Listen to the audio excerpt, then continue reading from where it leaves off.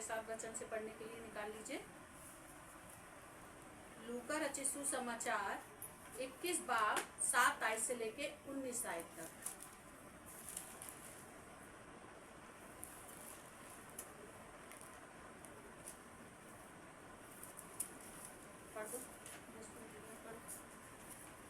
उन्होंने उससे पूछा, हे गुरु, यह सब कब तक होगा और ये बातें जब पूरी होने पर होंगी तो उस समय क्या चिन्ह होगा? उसने कहा, चौकस रहो कि भरमाए ना जाओ, क्योंकि बहुत से मेरे नाम से आकर कहेंगे मैं वही हूँ, और जो यह भी कि समय निकट आ पहुँचा है। तुम उनके पीछे ना चले जाना। जब तुम लड़ाइयों और बलवों की चर्चा सुनो तो घबरा ना जाना, क्योंकि इनका होना पहले होना अवश्य है, परंतु उस समय तुरंत अंत ना होगा। तब उसने उनसे कहा, जाति पर जाति और राज्य पर राज्य चढ़ाई करेगा, और बड़े बड़े भूकंप होंगे, और जगह जगह अकाल और महामारियां पड़ेंगी, और आकाश से भयंकर बातें और बड़े बड़े चिन्ह प्रकट होंगे। परंतु इन सब बातों से पहले वे मेरे नाम के कारण तुम्हें पकड़ेंगे और सताएंगे और पंचायतों में सौंपेंगे और बंदीगृह में डलवाएंगे और राजाओं और हाकिमों के सामने ले जाएंगे। पर यह तुम्हारे लिए गवाही देने का अवसर हो जाएगा। इसलिए अपने अपने मन में ठान रखो कि हम पहले से उत्तर देने की चिंता ना करेंगे, क्योंकि मैं तुम्हें ऐसे बोल और बुद्धि दूंगा कि तुम्हारे सब विरोधी सामना या खंडन ना कर सकेंगे। तुम्हारे माता पिता और भाई और कुटुंब और मित्र भी तुम्हें पकड़वाएंगे, यहाँ तक कि तुम में से कुछ को मरवा डालेंगे। मेरे नाम के कारण सब लोग तुमसे बैर करेंगे, परंतु तुम्हारे सिर का एक बाल भी बांका ना होगा।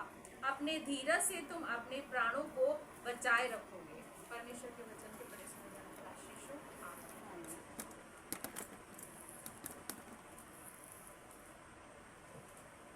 परमेश्वर का धन्यवाद हो इस सुंदर वचन के लिए, और सच में हम परमेश्वर का धन्यवाद देते हैं। यहाँ पर आपके सामने जो पढ़ा गया लूका रचित सुसमाचार 21 बाब और उसकी 7 आयत से लेके 19 आयत तक। यहाँ पर क्या है? दृष्टांत, संकट और क्लेश। और इस समय मेरे अजीजों क्या चल रहे हैं? संकट और क्लेश ही हमारे और आपके जीवन में चल रहे हैं। हम देखते हैं कि किस तरह से खादिम लोग परेशान किए जा रहे हैं, हमारे मसीह लोग परेशान किए जा रहे हैं। लेकिन परमेश्वर का वचन बताता है हमें घबराने की जरूरत नहीं है। लड़ाइयाँ होंगी, बलवा होंगे और चर्चाएं भी होंगी, तो तुम घबरा मत जाना, क्योंकि इनका होना आवश्यक है। पूर्व काल में भी मेरे अजीजों ऐसा ही हुआ करता था। हम पौलुस और सिलास के विषय में अगर हम देखें तो उसका दृष्टांत पाया जाता है। आप घर जाके पढ़ सकते हैं। प्रेरितों के काम 16 बाब 25 आयत से लेके 34 आयत तक में, कि जो पौलुस सिलास थे वो परमेश्वर की सेवा कर रहे थे, और उनके जीवन में भी बहुत सारी कठिनाइयां आई, और उनकी भलाई के काम करने के कारण लोगों ने उनको पकड़ के कहाँ डाल दिया? बंदी गृह में डाल दिया। जब हम भलाई के काम करते हैं, अच्छाई के काम करते हैं, तो हमारे बहुत सारे विरोधी खड़े हो जाते हैं। हमें घबराने की जरूरत नहीं है, क्योंकि वो युगानुयुग एक सा परमेश्वर है, ना बदलने वाला परमेश्वर है। ये महासंकट, ये कलेश का समय चल रहा है मेरे अजीजों। हम देख रहे हैं कि जाति पे जाति चढ़ाई कर रही है, राज्य पे राज्य चढ़ाई कर रहे हैं। मसीह प्रेम खत्म हो गया है, पारिवारिक प्रेम खत्म हो गया हैगा। और यहाँ पे वचन बताता है तब तुम घबरा मत जाना, क्योंकि तुम मुझ पे ईमान रखते हो। तुम औरों के समान नहीं हो, तुम मेरे समान बनो। हमें घबराने की जरूरत नहीं है। लड़ाइयाँ होंगी, चर्चाएं होंगी, जाति पे जाति चढ़ाई करेंगे, राज्य पे राज्य चढ़ाई करेंगे, कुल गिरेंगे, अकाल पड़ेगा, महामारी आएगी, लेकिन तुम मुझ में बने हो, इसलिए तुम घबरा मत जाना। घबराते वही लोग हैं मेरे अजीजों जिनके जीवन में परमेश्वर की उपस्थिति नहीं होती है। जब हम गुनाह करते हैं, जब हम पाप करते हैं, तभी डरते हैं। अगर हम गुनाह पाप नहीं करेंगे हमें डर नहीं लगेगा, क्योंकि हमको पता है हम बिल्कुल निर्दोष हैं। लेकिन जब दोषी होता हैगा वो डरने लगता हैगा। पुलिस केस आपने देखा होगा, अगर पुलिस सामने आती है उनके, तो जो दोषी होते हैं वो एकदम से घबरा जाते हैं और पुलिस उनको एकदम पहचान लेती है कि इस व्यक्ति ने क्या करा है, अपराध करा है। जब हम अपराध करते हैं तो हम भी प्रभु की वेदी के पास आने से क्या होते हैं, डरते हैं, उसके नजदीक आने से डरते हैं। लेकिन वचन बताता है तुम अपने गुनाहों को मान लो, पश्चाताप कर लो, तौबा कर लो, निश्चय है कि मैं तुम पर दया करूं। प्रभु पापियों से घृणा नहीं करता है, वो प्रेम करता है, क्योंकि भले चंगों को वैद्यों की आवश्यकता नहीं है, जो रोगी हैं उन्हें ही वैद्यों की आवश्यकता होती है। हमें घबराने की जरूरत नहीं है, हमें डरने की जरूरत नहीं है, क्योंकि हमारे जीवन में हमारा जिंदा खुदावन हमारे साथ है। पौलुस सिलास डरे नहीं, उन्हें बंदी गृह में डाल दिया। वो भलाई के काम कर रहे थे, सुसमाचार को प्रचार कर रहे थे और वो रोगियों को भी चंगा करते थे। यूहन्ना पतरस ने भी कहा, रुपया सोना चांदी मेरे पास नहीं है, लेकिन यीशु मसीह के नाम से उठ और चल फिर। वो सुसमाचार का प्रचार करते थे। 12 जो चेले थे, अभी हमारे जितने भी यहाँ पर लोग हैं, अभी हमारी यही प्रार्थना है परमेश्वर से कि हम सब सीखें और दूसरों को सिखाएं। आज से कहते एवलिन दास दीदी ने एक सरमन दिया, शॉर्ट मैसेज दिया, और हम यही चाहते हैं कि हम लोग सीखें और दूसरों को सिखाएं। और हर फ्राइडे कोई ना कोई हमारे यहाँ पर शॉर्ट मैसेज देगा ताकि परमेश्वर की बड़ाई हो। हमें सीखना है और दूसरों को सिखाना है। यीशु मसीह ने 12 चेले बनाए। यीशु मसीह चाहते तो सिर्फ अपने नाम के लिए कि मुझे ही मेरे पिता ने भेजा है तो मैं ही क्या करूंगा, उसकी इच्छा पूरी करूंगा। उसने 12 चेले बनाए और उसने कहा देश के छोर तक तुम मेरे गवाह ठहरो। आज हम लोग दूसरे को उठता देख के खुश नहीं होते हैं। प्रभु यीशु मसीह का वचन बताता है कि मुझे और आपको यीशु के जैसा बनना है। उसने 12 चेलों को नियुक्त किया और उन्होंने बड़े बड़े आश्चर्य कर्म किए यीशु मसीह के सामर्थ्य नाम से। उनके अंदर कोई खूबी लिहाकत नहीं थी, बंदी गृह में भी रह गए, उन्होंने क्या करा, प्रचार किया। अगर वो भाग जाते, आप अपनी जगह ठीक बने रहिए, अगर भाग जाते तो वो सूबेदार का घराना बचाया नहीं जाता। उस समय आपके जीवन में प्रॉब्लम तो आती है, लोग आपके विरोध में बुरी बुरी बातें तो कहेंगे, हमें डरने की जरूरत नहीं है, क्योंकि जब समय पूरा होगा मेरे अजीजों, तो वो अद्भुत काम, वो आश्चर्य कर्म जो परमेश्वर मेरे आपके लिए करेगा, हम उसकी महिमा को देखने पाएंगे। मेरे आपके जीवन से भी परमेश्वर की बड़ी बड़ी योजनाएं हैं। हमें घबराने की जरूरत नहीं है। महासंकट, महाकलेश आएंगे, तुम्हारे विरोध में लोग बुरी बुरी बातें कहेंगे, अरे कल तक इनका जीवन ऐसा था, आज इनका जीवन ऐसा। घबराने की जरूरत नहीं है, क्योंकि मसीह हमारे साथ है। जब मसीह हमारे साथ है, हमें डरने की कोई आवश्यकता नहीं है। अगर हम 11वीं आयत में देखें, और बड़े बड़े भूकंप होंगे और जगह जगह अकाल पड़ेंगे और महामारी भी आएगी और भयंकर क्या होंगे, भयंकर बातें होंगी और बड़े बड़े चिन्ह प्रकट होंगे। और क्या है, परंतु सब बातों से पहले वे मेरे नाम के कारण तुम्हें पकड़वाएंगे और सताएंगे और पंचायतों में सौंपेंगे और बंदी गृह में भी डलवा देंगे और राजाओं और हकीमों के सामने ले जाएंगे। कितनी बड़ी बात है। हमारे साथ सब कुछ होगा, लेकिन तब भी हमारा बाल बाका नहीं होगा, क्योंकि हमारा परमेश्वर, अगर हम 18वीं आयत में देखें, परंतु तुम्हारे सिर का एक बाल भी बाका ना होगा। अपने धीरज से तुम अपने प्राणों को बचाए रखोगे। धीरज हमें धरना है और वही हमसे नहीं होता है। हर काम हम उतावली से करना चाहते हैं, एकदम हमें रिजल्ट मिल जाए, एकदम हमें आंसर मिल जाए कि प्रभु अभी मैंने तुझसे प्रार्थना की और अभी मुझे मिल जाए। धीरज हमारे जीवन में होना आवश्यक है मेरे अजीजों। अगर हम धीरज नहीं धरेंगे तो हम आश्चर्य कर्मों को देखने नहीं पाएंगे।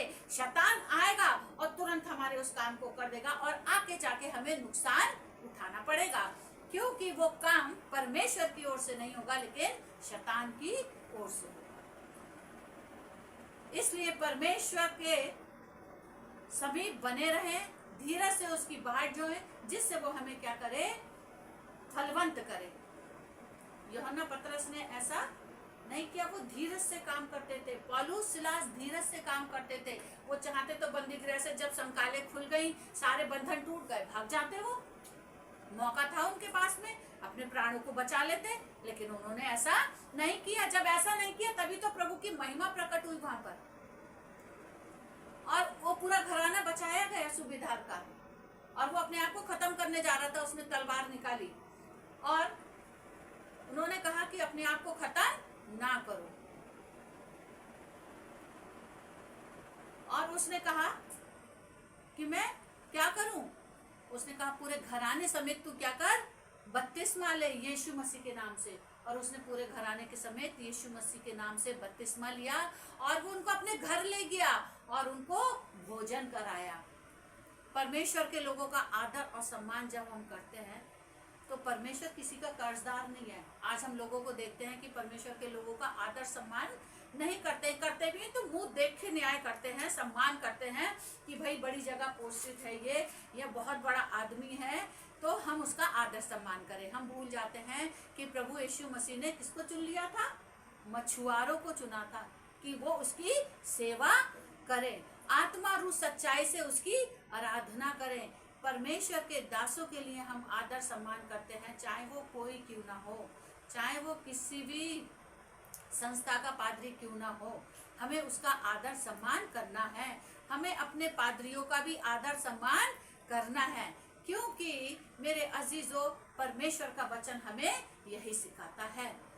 हम अपने पासवानों का अनादर ना करें और दूसरे का भी, किसी भी डिनोमिनेशन का क्यों ना हो, हमें उसका आदर सम्मान करना है, क्योंकि परमेश्वर की ओर से वो अभिषेक किया गया है। और न्याय करने हम बैठ जाते हैं। हमें न्याय करने की जरूरत नहीं है मेरे अजीजों। अगर हम आश्चर्य कर्म देखना चाहते हैं अपने परिवारों में तो परमेश्वर के अधीन बने, किसी इंसान के अधीन मत बनिए। मनुष्य को दिखाने के लिए कोई काम मत करिए। परमेश्वर का आत्मा जब मेरे अंदर काम करता है, आपके अंदर काम करता है, तो हम बड़ा छोटा भेदभाव, ऊंच नीच, कोरा गोरा काला हम नहीं देखते हैं। हम लोग क्या करते हैं? अपने आप से न्याय करने लग जाते हैं। अरे ये तो छोटा पादरी है, ये बड़ा पादरी है, अरे ये छोटे घर से आई है, ये बड़े घर से आई है, तो हम उनका न्याय कर उन्हीं के अनुसार करते हैं। अगर आप किसी को, जिसको भूख नहीं लगी है, उसको भोजन खिलाएंगे, उससे क्या फायदा? आप उसको भोजन खिलाइए ना जिसको भूख लगी है। वो परमेश्वर का भी धन्यवाद देगा और आपका भी धन्यवाद देगा।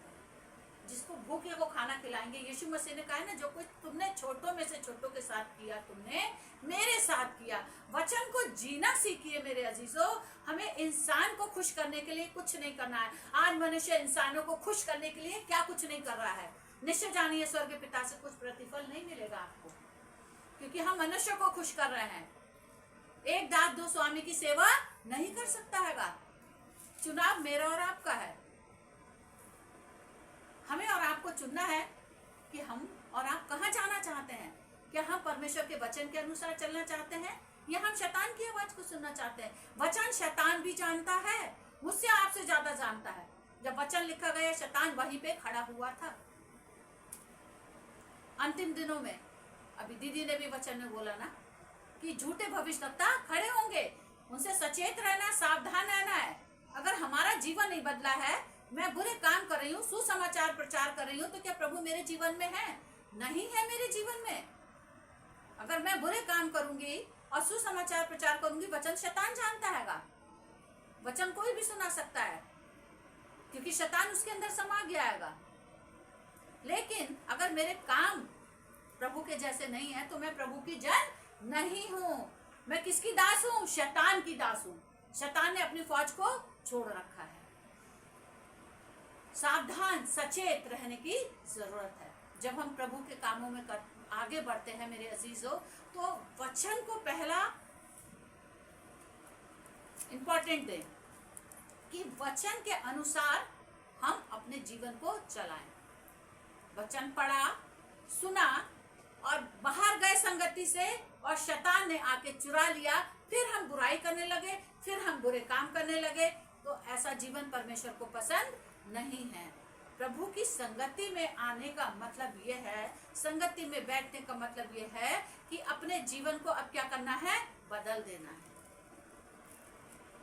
जो हमारी बुराइयां हैं, जो हमारे पाप हैं, यीशु मसीह ने सब धो दिए हैं। अब हमें दोबारा से उनकी ओर नहीं देखना है, उनकी ओर नहीं बढ़ना है, आगे की ओर बढ़ते जाना है, निशाने की ओर बढ़ते जाना है, जिससे हम उस मुकुट को पाएं जिसका देने का उसने वायदा किया है। अगर 14वीं आयत में देखेंगे 21 की, इसलिए अपने अपने मन में ठान रखो कि हम पहले से उत्तर देने की चिंता ना करेंगे, क्योंकि मैं तुम्हें ऐसा बोल और बुद्धि दूंगा कि तुम्हारे सब विरोधी सामना या खंडन ना कर सकेंगे। तुम्हारे माता पिता और भाई और कुटुंब और मित्र भी तुम्हें पकड़वाएंगे, यहाँ तक कि तुम में से कुछ को मरवा डालेंगे।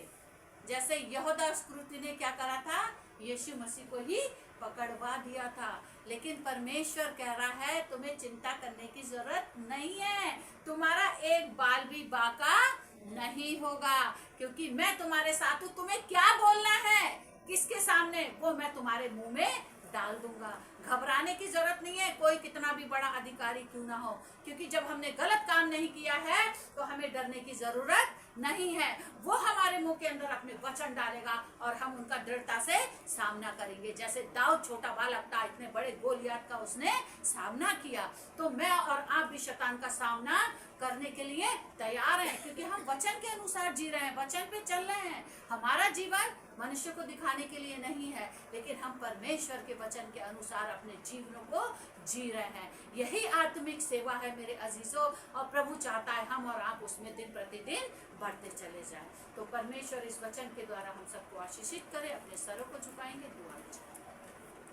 जीवित परमेश्वर पिता, इस सुंदर वचन के लिए जो आपकी ओर से मिला है, मेरे अंदर कोई खूबी लिहाकत नहीं प्रभु यीशु मसीह, मैं तो आपकी एक कमजोर पात्र हूँ पिता परमेश्वर, एक ठिकड़ा हूँ मेरे जिंदा खुदावन। आपने मुझे उठा के अपने समीप आने दिया प्रभु, मैं आपका धन्यवाद देती हूँ और यही प्रार्थना करती हूँ ये वचन हम सबके जीवन में पिता 100 गुना फल लाए, और प्रभु हम सीख के दूसरों को सिखाने वाले बने, क्योंकि ये अंतिम समय चला है, हम नहीं जानते कि आपका आगमन कब हो जाएगा पिता परमेश्वर। और हमारे जितने भी परिवार हैं और जितने भी ऑनलाइन सेव बाय ग्रेस में जुड़े हैं, हर एक के परिवार में आपकी आशीष को चाहते हैं, और प्रभु यीशु मसीह हर एक परिवार पर अपनी आशीष को उंडेल दे पिता परमेश्वर। मेरे जिंदा खुदावन तूने अब तक संभाला है, आगे भी संभाल। विनती प्रार्थना यीशु के नाम से मांगते हैं, आमीन। आशीष वचन लेंगे हम लोग। अब हमारे प्रभु यीशु मसीह का अनुग्रह है, परमेश्वर पिता का प्रेम, पवित्र आत्मा की सहभागिता यहाँ उपस्थित हर एक जन के साथ, और जितने भी हमारे सेव बाय ग्रेस में लोग जुड़े हैं उनके साथ अब से लेकर युगानुग तक होती रहे, आमीन।